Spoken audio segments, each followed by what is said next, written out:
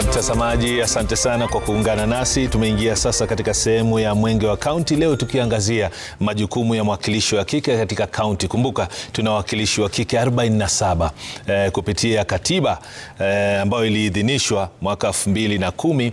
Ilikuwa nafasi hii lazima ianze kutekelezwa mwaka 2013, ndiposa wananchi wakawa wanamchagua pia, wanapomchagua rais, wanapomchagua gavana, wanapomchagua seneta, wabunge na kadhalika, lazima iwe nafasi ya mwakilishi wa kike. Je, nafasi hii inaeleweka, inafahamika ama namna gani? Sitaki kuandika na mate wakati wino huko. Nataka niwatambulishe wageni wetu. Catherine Omayo, mheshimiwa mwakilishi wa kike kutoka Busia. Asante sana kwa kuwa nasi. Karibu yake tuna Mheshimiwa Fatuma Masito, mwakilishi wa kike kutoka kaunti ya Kwale. Karibu sana. Pia tuko naye Mheshimiwa Rahab Mukami, mwakilishi wa kike kutoka kaunti ya Nyeri. Karibu sana mheshimiwa. Tuko naye mwakilishi wa kike kutoka kaunti ya Kilifi, Bi Gertrude Beyu. Karibu sana katika studio zetu. Tuko naye pia Mheshimiwa Joyce Kasimbi, mwakilishi wa kike kutoka Machakos, na hatimaye Gladwell Tungo, aliyekuwa mwakilishi wa kike katika kaunti ya Baringo. Nafikiri nafasi nzuri tuanzie hapo, Mheshimiwa Gertrude. Kiini cha nafasi hii ya mwakilishi wa kike ilikuwa nini? Kwa sababu kuna wengi pengine bado hawaelewi majukumu au kazi au shughuli za mwakilishi wa kike. Asante sana Nimrod. Naitwa Mheshimiwa Gertrude Mbeyu Mwenyanje, mwakilishi wa jimbo la Kilifi kwa mara ya pili. Kiini hasa cha kiti cha mwakilishi wa kike ndani ya bunge la kitaifa ilikuwa ni kuleta usawa wa jinsia ndani ya bunge. The true third gender inatafutwa, haijafikia, but lile jukumu hasa la kutafuta uwakilishi wa kike ilikuwa kuleta usawa na hasa wa wanawake ndani ya bunge la kitaifa. Na imekuwa hivyo kwa sasa. Nafikiri tunasherekea kama si miaka 10 ya kuwa na nafasi hii. Ufanisi umekuwa ni aina gani ama changamoto zimekuwa ni zipi? Kwa kweli ufanisi ni mwingi. Nikiwa mwakilishi wa kike kwa mara ya pili katika jimbo la Kilifi, manufaa mengi sana. Sisi tumehusika katika majukumu ya kwanza ya uwakilishi ya watu wetu ndani ya bunge la kitaifa, representative role. Na katika ndani ya bunge, wewe mwenyewe wajua, ukiona sura ya Mheshimiwa Mbeyu unajua hapa kuna kutetea watu wangu, na nimefanya hivyo kwa zaidi ya miaka 10 saizi. Na jukumu la representation ni kuwakilisha watu wetu ndani ya bunge, na kule mashinani sisi tumefanya programs nyingi sana. Nimrod, ukienda kwa YouTube yangu utaona zile kazi tumefanya. Sisi tunafanya kazi sawa sawa na wabunge wa kitaifa, wale wa single constituency. La muhimu ni kuwa tunafanya kazi zaidi yao. Sisi tunalipa fee ya watoto. Mimi hasa Kilifi kule niko na full scholarship program ambayo imefaulu sana kulipia watoto fees kwa miaka 4. Watoto wanaotoka jamii za mapato za chini ambao wamefanya vizuri, bright and needy. Tumeweza kupeana miradi, pesa za miradi, the NGAF, ambao ni grant. Tunapeana vijana, kina mama, ndugu zetu wa national ulemavu, pesa waweze kufanya miradi yao bila kuregesha hata shilingi kwa ofisi. Na imeleta mafanikio, imeleta sifa za kazi za kina mama pale mashinani. Miradi ya kuku, tuseme, miradi ya wajane. Sisi tumeweza kupeana pesa wajane wajisaidie. Mimi niko na mradi saizi wa kuweza kusaidia hata wajane na malazi, mattresses pale na chakula. Miradi mingi hivyo tumepeana vijana. Tumenunua hata maboti. Mimi nimenunua hata maboti kule ufuoni za Kilifi County. Kutoka Kilifi Old Ferry paka chini, paka Uyombo huko, paka Watamu. Tumepanda mashine za boti kwa vijana wetu, wale wavuvi, neti za kuvulia. Miradi mingi tu sana ambao sisi tuna pesa kidogo, lakini ile sifa ukifika pale chini nyingi sana. Tutakuja kuzungumzia. Asante. Mheshimiwa Gladwell, nije kwako. Ukiangalia Baringo ni kaunti kubwa, ni kaunti pana, ni kaunti ambayo kwa miaka mingi ilikuwa imesahaulika. Kuna wengi wasiofahamu majukumu yenu si kama majukumu ya wabunge wa kawaida, kwa sababu mbunge wa kawaida anaangazia tu eneo bunge lake. Wewe ulipochaguliwa katika eneo la Baringo ulikuwa ni lazima utembee kaunti nzima. Sasa tueleze kama wananchi walifahamu majukumu yako kama mwakilishi wa kike ama hawakuyafahamu. Asante sana Nimrod. Na vile umesema jina lako kwamba nilikuwa nikihudumu mwaka wa 2017 hadi hiyo ya 2022. Kwa hivyo mwakilishi wa sasa ni Florence Jematia ambaye anawakilisha kule. Lakini mimi wakati nilipochaguliwa, wananchi aswa ilikuwa ni hatamu ya pili kwa uchaguzi ya kina mama katika bunge kwa affirmative action. So ilichukua muda sana kwa wananchi kuelewa tumechaguliwa wa nini, shughuli zetu ni gani. Lakini wakati nilipokuwa pale nilijikakamua kujaribu kabisa kufikia wananchi, ingawaje sehemu ilikuwa kubwa sana. Baringo ni pana sana, ni 11,000 km square, na ilikuwa ni changamoto sana kwa sababu tukiwa bungeni, pesa ambazo tunapewa kama ya kutembea Baringo, the allowances inafanana tu na single constituency MP, ili hali unatakana kutembea kaunti nzima. Kwa mfano kule kuna maeneo bunge mangapi? Masita. Lakini hayo 6 ni pana sana. Kama Tiaty constituency ni kama nusu ya county, kwa sababu ni about 5,000 km square. Kwa hivyo hata kufika mwisho wa kaunti hiyo ilikuwa ngumu sana, lakini ilikuwa inategemea tu na umaarufu wako, jinsi ambavyo unakaribia wananchi, kazi ambazo unazifanya. Na wakati unavyofanya kazi Nimrod, kwa kawaida si rahisi mwananchi aone, lakini wakati sasa umeondokea kazi ile wanaweza kuona. Nikimshikia mkono dadangu ambaye anatoka Kilifi, mheshimiwa, kwamba miradi pia nilianza. Nikawa na mradi mzuri sana ambao nilikuwa narudisha wasichana shule baada ya COVID 2020. Tulikuwa tumepoteza wasichana wengi sana kupitia njia ya kupata mimba mapema. So nikaona ni kwamba huo ulikuwa ni shida ambayo ingekuja baadaye kuwa umaskini kwa jamii. Nikarudisha wasichana na nilikuwa na wasichana 800 nilikuwa nawasomesha. Wale wasichana wengi walifaulu, lakini bahati mbaya tu wakati nilipotoka wengi wao waliacha shule, manake mradi tena hauko. Na hii ni changamoto wa uchaguzi, manake mara mingi tukifanya uchaguzi unaofuata, viongozi ama wanasiasa sisi kwa kawaida wengi hawapendi kuendeleza mradi ya yule ambaye ametoka, manake anaona ni kama haitaitanishwa na yeye. Lakini ingekuwa vyema kama tungeweka mikakati kwamba miradi ambayo zimeanzishwa iwe ni ya kusaidia binadamu ama ujenzi ukamilishwe, kwa maana ni hasara kwa wananchi na ni hasara kwa nchi pia.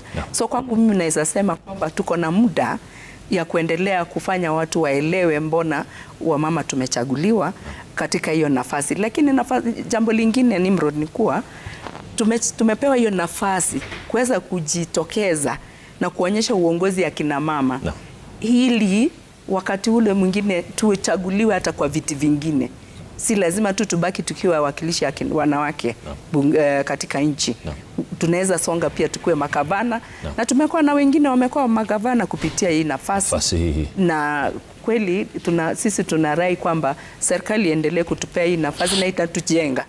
Muda usio mrefu hatutakuwa tunalilia tu that gender rule. Tutakuwa tumekuwa wengi na kuonyesha umaarufu wetu wa uongozi. Bila shaka. Mheshimiwa Masito, nije kwako. Vile alivyosema Mheshimiwa Gertrude ni kwamba majukumu hayaendani sawa na rasilimali. Mfano huu ambao nimetumia kwa Mheshimiwa Gertrude ni kwamba wewe sasa hivi ukitoka hapa kuna watu wanakuhitaji. Si eneo bunge peke yake ambao unatokea ambapo kumezaliwa, lazima ufike maeneo bunge tofauti. Kwa hivyo majukumu yako saa nyingine yako sawia na gavana. Hayaendani na rasilimali. Kwa wale waliotunga katiba na kuhakikisha kwamba kuna nafasi hii ili kufidia nafasi ya kwamba tuna wanawake wachache katika uongozi, unahisi kwamba walisahau kuambatanisha masuala ya rasilimali na majukumu ili irahisishe kazi zenu kama wawakilishi wa kike? Basi niseme asante sana Nimrod. Karibu. Kwa kweli hapo walisahau kutuwekea rasilimali ya kutosha, kwa sababu sisi tuna maeneo bunge pole na mafua kidogo. Kama mimi binafsi kutoka pale Kwale nina maeneo bunge 4. sawa na vile gavana anayo nafasi kama hiyo.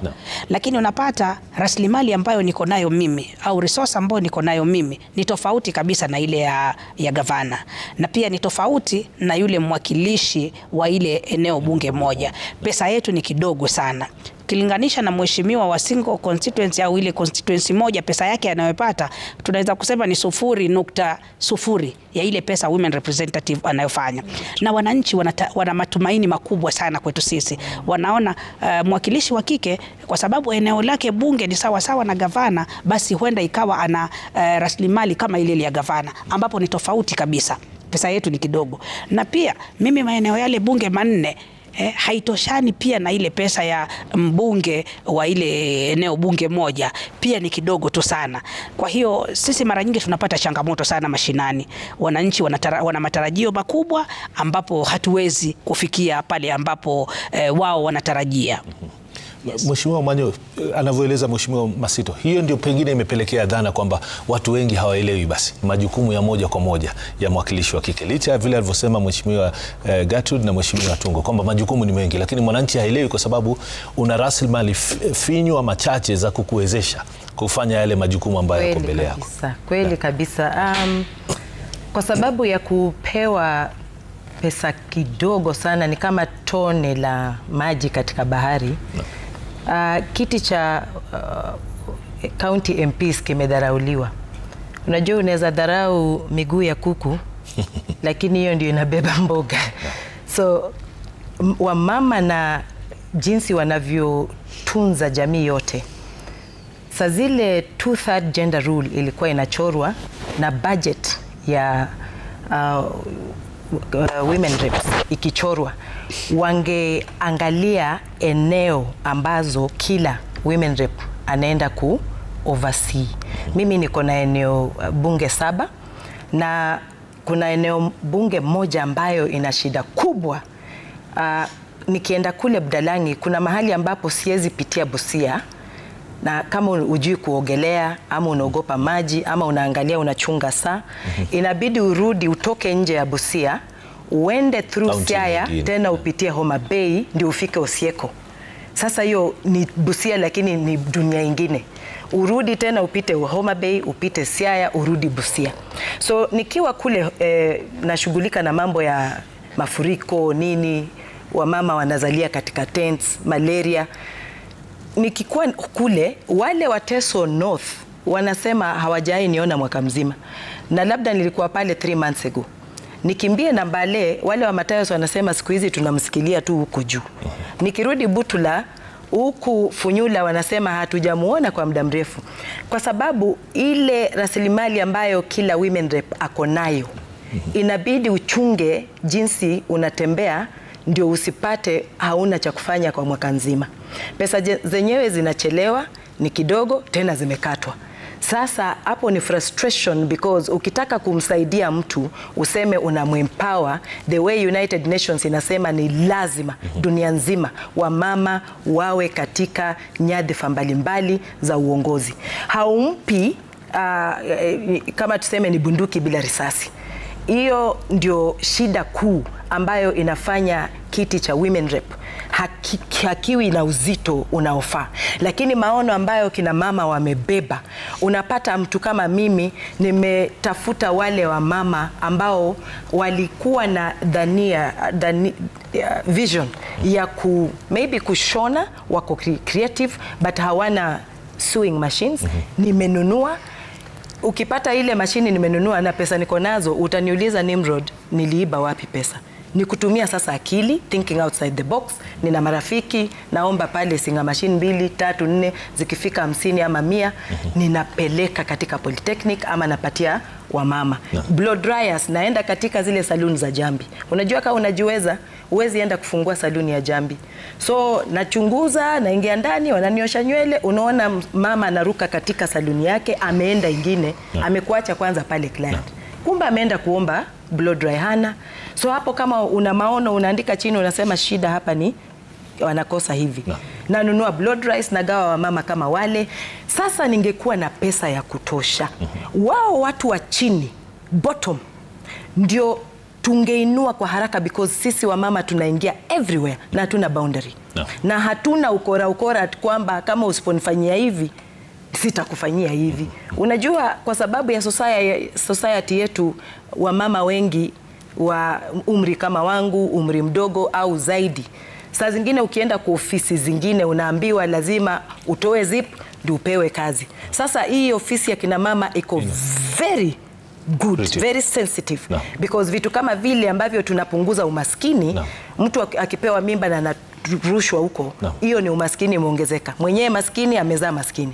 Sasa sisi hatuna hiyo maneno mengine ya kusema usiponifanyia hivi ndio nitakufanyia hivi. Tunasaidia wazee, walemavu, watoto bila kudiscriminate. So kikapu chetu hakina kitu ndani, ni upweke tupu, lakini tunajikakamua tu, because mama lazima haezi sema sina chumvi leo hamtakula. Tuna vile tunatafuta hiyo chumvi, tunaleta, tunaweka kwa mboga. Mheshimiwa Kasimbi, kama ulivyosikia viongozi wenzako, ni sawa na kusema kwamba nafasi hii ililetwa kwa sababu ya kusawazisha ama kuleta usawa katika uongozi.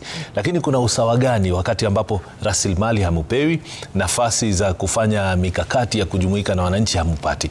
Kuna haki ya kusema kwamba viti hivi vimekuja kwa sababu ya kuleta usawa, ama watunzi wa katiba pamoja na wadau ambao walihusika katika katiba mwaka 2010 walikuwa na mapungufu yao katika wadhifa huu? Asante sana kwa hii nafasi, Nimrod. Karibu. Wacha nianze na kusema kana kwamba kuna sehemu zingine tunaona hakuna goodwill ya kusaidia hii usawa ukue. Tuseme kama bunge, tukiwa wanawake tunaona ni kama hawataki kufadhili hii kikapu ya GAF yenye kina mama wanasimamia, kwa sababu pengine wanasikia tukiwa na nguvu tutasimama tuende tukaitishe zile viti za MP ama kiti ya governor, kwa sababu ni rahisi kuonekana kila mahali. Ni rahisi, na tuna hasa kazi yetu inahusika na wale wanyaoe wako huko chini kabisa. Kwa hivyo unaona pengine hapo kuna shida. Pia nafasi za kufanyia hii kazi tunaona delays ziko nyingi sana, but yote 9 lazima tujikakamue kama kina mama ambao tunajua tunawakilisha society yenye iko very sensitive, kwa sababu umaskini pia tunaona inaendelea but hatuchoki. Lazima ile kidogo uko nayo ujikakamue, uhakikishe. Na pia tunaendelea kuongea na wale wengine. Tukiwa na hii nafasi, tunaambia kina mama wajitokeze, wakuwe na hiyo sauti ya kusikiza, wasikike ni nini yenye inatuumiza huko chini. Tuko na watoto wasichana, tuko na mambo mengi, maugonjwa. Mama ndio mwenye kielelezi ya nyumba. Kukiwa na mgonjwa ni mama atamtunza uko mashinani. Kuna wengi hata hawezi kuafford pesa ya kuenda kulala hospitalini. Ni kina mama ambao wanawajibika. Kwa hivyo na hiyo kidogo tunasema lazima tujikakamue. Tuhakikishe they are empowered. Tuhakikishe katika kila boma at least tutapata kuku. Kukiwa kubaya aje, unaweza uza hiyo kuku moja. At least minimum kwa kila boma tupate kuku kama 15 ama 20. Ndio tunajua kweli tunajaribu. Lakini vile nasikia wenzangu wakisema, wanaongea vizuri sana. Tukapata rasilimali yenye inatutoshea kwa hii kaunti ya kutembea katika kila sehemu, maward, katika sublocations, tutainua jamii haraka sana. Naam. Mheshimiwa Rahab, kwa sababu ya upungufu wa rasilimali, pengine mtazamaji anataka kujua mpangilio wako ni upi kuchagua mradi fulani kushinda mwingine, haswa kwa kulenga masuala ya kijinsia. Ni vipi unapanga ratiba yako katika kampeni, na baada ya kuingia katika kiti, vipi unahakikisha kwamba kwa muda huo wa miaka 5 umefanikisha yale ambayo ulikuwa umelenga kufanikisha? Asante sana, Nimrod. Karibu. Mimi naitwa Mukama Maendeleo Mashinani. Hivyo ndivyo najulikana huko Nyeri County kwa sababu ya ile kazi nafanyia watu wa Nyeri. Na ukienda Nyeri County, ile kazi husikika kabisa ni kazi ya Mama County. Nyeri County tuko na 6 constituencies, niko na ward 30, na Kieni ni kubwa, ni kama half of Nyeri County. Lakini ningetaka kuunga wenzangu vile wanasema ni kweli tuko na challenge ya ile pesa tunapewa ni kidogo, lakini Nimrod mimi vile husema hiyo pesa yetu ni kidogo, lakini ile kitu ya maana zaidi ni kwa sababu hiyo pesa ya Women Rep huwa inafika mahali inafaa kufika. Vile umeniuliza kama hizo ward 30 za Nyeri County hakuna ward ama village sijakanyanga. Sasa mimi vile hufanya kazi tu, nikupatie example kama basari. Basari kwa sababu tumepatiwa basari kidogo sana ni kama 2000 per constituency. Vile niliamua kwa sababu governor ako na pesa, MP ako na pesa, na you can imagine MP anapewa over 50 million ya basari, na bado ukienda mashinani unastukia kuna mtoto hajapelekwa shule. Hiyo kitu mimi huniumiza roho sana. Sasa vile niliamua mimi wanaenda mashinani, nikienda kwa community nawaambia wanipatie the most needy child. Yule mtoto amebaki nyumbani hajaenda shule kwa sababu Nimrod mtoto maskini hajui Women Rep, hajui governor, hakuna mtu anajua. Wale watu wengine nimekuwa nikifanya na hao ni chiefs na watu wa nyumba 10. Kwa hivyo nikienda each and every village, niko kama saizi niko na watoto karibu ya 100 wenye nasomesha full scholarship kutoka form 1. Actually like yesterday nilikuwa naambiwa another one nimesomesha wakati wenye niliingia amefanya civil engineering, he is now an engineer. Alikuwa ananiomba nimsaidie apate kazi.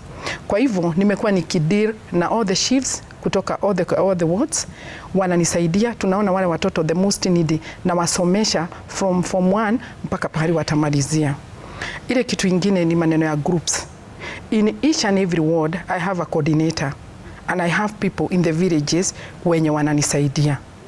Kwa hivyo we normally identify the community groups kwa sababu pesa yetu ya GAV huwa tunapatia wamama pesa ya variation ama merry-go-round. Wakati wenye wamama wanaenda wanaketi chini wanatoa maybe 100 ama 200, wakishanganisha hiyo pesa tunaenda sasa niki-identify those groups and lazima kuwe wako over 100, naenda na wapatia pesa wanaweza kuendelesha maisha yao, maybe variation kama kuweka kuku, wengine wanaweka ng'ombe. Na unajua ukisaidia mama umesaidia Kenya mzima ama village mzima ama nyumba mzima. Ile kitu ingine ni maneno ya watu wa disability. Unajua hiyo pia iko kwetu. Kama Nyeri nimekuwa na challenge na nimekuwa nikitafuta pesa kwa sababu the young teenage mothers, majority of them wanazaa watoto wako na cerebral palsy. Unajua mtoto akizaliwa na cerebral palsy, huyo mama hawezi fanya kitu. Kwa sababu huyo mtoto unajua hawezi jikarisha chini. Kwa hivyo ni lazima utafute the special wheelchairs za kuhakikisha mtoto anafungiliwa. Then I always make sure nime-empower now the mother. Kama anafanya kazi ya salon, kama anafanya kazi ya soko, amefungilia mtoto wake hapo, anaendelea na kazi yake. Ama ukimu-empower ako able kuandika mfanyikazi aweze kumsaidia. Then uko mashinani pia tuko na maneno ya community, wanafanya irrigation projects. Nimekuwa nikienda kwa community, unaenda kama Kieni is very dry na watu huko ni wakulima sana. Kwa hivyo unaenda unawaleta pamoja, una identify those groups through the chiefs vile nimekuambia ama through the opinion leaders wa mashinani. You go buy pipes for them, alafu wanaendelea kulima. The milk coolers pia wanaweka maziwa, wanawanunulia milk coolers. Again pia tuko na challenge ya the people living with disability, very needy, wanaishi kwa shacks, hawana manyumba. Kwa hivyo nimejaribu sana, natafuta pesa kwa marafiki zangu na pia hii ya GAF kidogo naunganisha, naenda najengea hawa watu nyumba. Kama kuna familia moja iko pale ya Kanja, nipata huo mama amezaa watoto 4 hawana miguu, and all of them are boys. Wakati wenye huo mama alizaa hao watoto, bwana alimwacha. Huyo mama hakukuwa na nyumba, hakukuwa na vile atafanya nao watoto. So I took those children, nikawapeleka shule Ukudhika, nikarudi nikawanunulia machines. Kwa hivyo ile generally nataka kusema hii kiti ya mama county inafanya kazi mingi sana. Kwa sababu yule mtu maskini hakuna mtu anataka kuwa associated naye kwa sababu hata hataenda kuvote. Lakini huwa tunafurahia sana wakati wenye tunafanya hiyo kazi. Asante. Waheshimiwa, kwa yule anayesikiza, kila mmoja akiwasikiza, changamoto ni nyingi. Lakini kuna mmoja pengine atauliza, mbona mufanye majukumu yote hayo kwa pamoja? mbona msichukue machache muache mengine? Lakini kuna mwingine atakwambia usipofanya hatukurudishi tena. Sasa ndio mmejikuta katika njia panda hiyo, ama namna gani? Nataka tuzungumzie hilo swala tutakaporejea. Tunakwenda mapumzikoni mtazamaji, lakini tutakaporejea tunaendelea kuzungumzia kuhusiana na wadhifa wa mwakilishi wa kike katika kaunti maarufu Mama Kaunti.